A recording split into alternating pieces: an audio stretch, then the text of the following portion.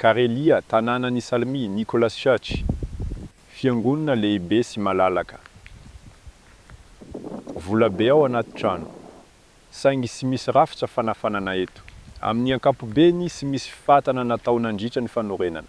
Misy rafitra hafahafa hita eo amin'ny zorony. Misy lakan-drano midadasika voasokotra eo amin'ny rindrina biriky. Nisy fatana metaly napetraka teto. Vaky biriky teo amin'ny rindrina. Nisy totohondry teo amin'ny tapony mba hahafahany setroka mivoaka. Hita sara ety ivelan'ny leilavaka setroka. Mazava ho azy fa sy nataon'ny mpanao maritrano io fomba fanamainana io. Hita taratra fa novakina ny biriky anaovana setroka. Saingy sy misy fasiky mainty sy fasiky amin'ny biriky. Nisy fantsona fanitso nampidirina teto angamba. Nahoana no nopotehina teto ny biriky? Nanao nisy ty horizontaly zahay. Eny azoko zany. Nisy mpanakalo hafanana teto. Hanafana ny fiangonana malalaka. Mila radiator lehibe.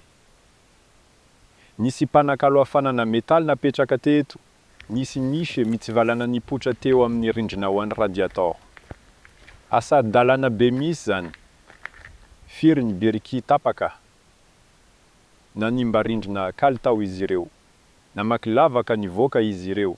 Ao amin'ny toerana sy mety ho antsiminy. Kion-trano maromaro no miaona eto. Sarotra ny manao tafo azo itokisana amin'ny toerana toy zany. Noho zany dia sy maintsy nampandeha ny sodina mitsivalana namakivaky ny tafo.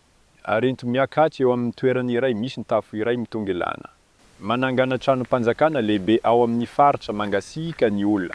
Saingy sy mikasa ny rafitra fanafanana izy ireo.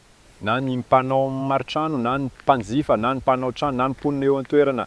Sy nisy nieritreritra fa mila hafanaina ny trano amin'ny ririnina. Nanao tilikambo lakolosy avo izy ireo. Nanao domy lehibe izy ireo. Saingy adin'izy ireo ny fatsina sy ny rafitra fanamainana. Rehefa vita ny fanorenan'ilay trano dia tonga sainzy ka nanomboka namaky ny rindrina.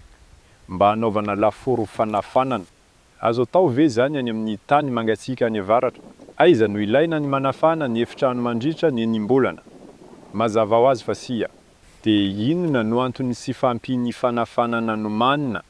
Rehefa naorina io fiangonana io dia sy nilaina ny fatana. Satria nafana ny andro.